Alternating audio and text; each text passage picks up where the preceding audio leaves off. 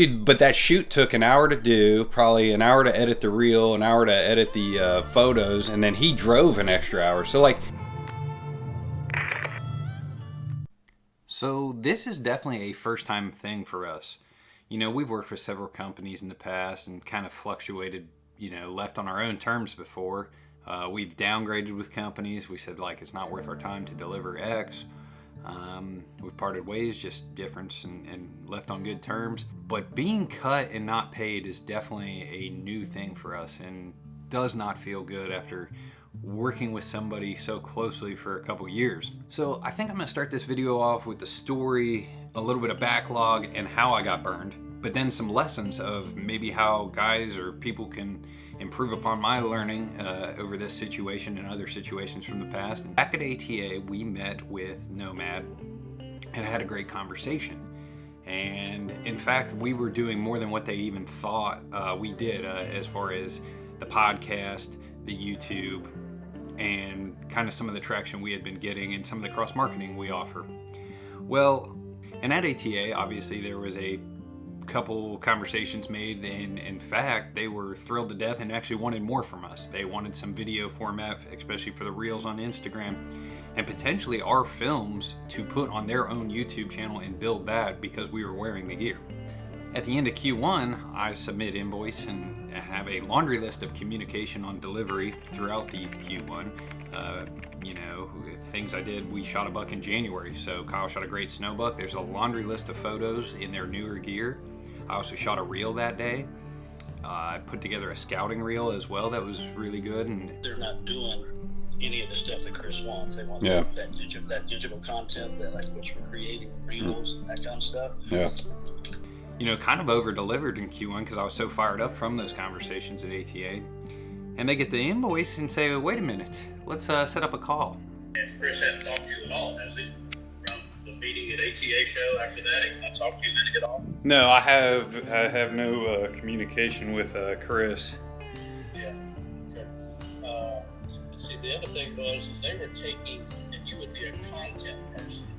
Obviously, that call didn't go as well as I would have liked it to, and not sure where I stand, and feel I was definitely cheated out of what I delivered. They received all these goods, and I did not receive my fair share of the bargain. Clearly, I'm not going to hunt in their gear near as much as I would have been in the past.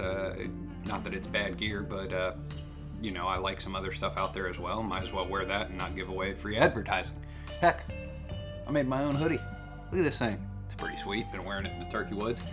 Hopefully I can get these together for maybe a summer launch or whatever. In fact, I have email communication throughout Q1 saying, hey, there's a detailed backlog of all this communication, which at any given point I could have been told, hey, stop what you're doing. We're cutting you. Oops. Would have been nice. If I was working a job for even a contractor, I wouldn't work all week and then not get paid. If I was cut, say, on Thursday on a 6-day job or a 8-10 day 2-week job, you'd still pay me Monday through Thursday's work.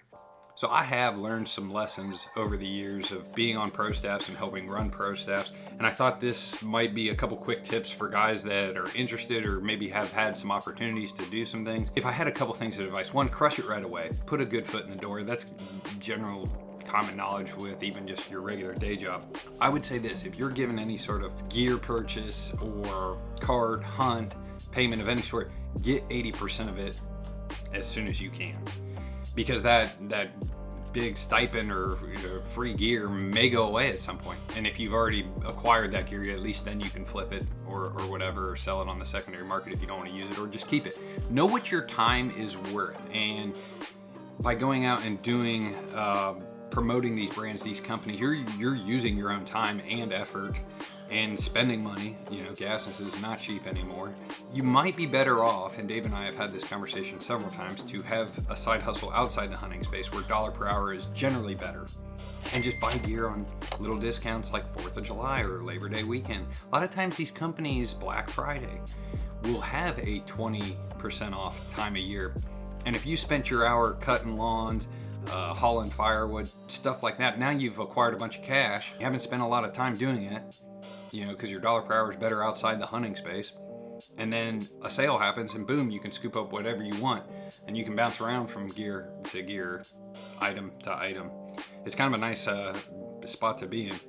You know, the hunting space is competitive. It's what we all want to do because we're so passionate somewhat about hunting. And so you're like, oh, I want to work in this space, or I want to have some sort of staffing options.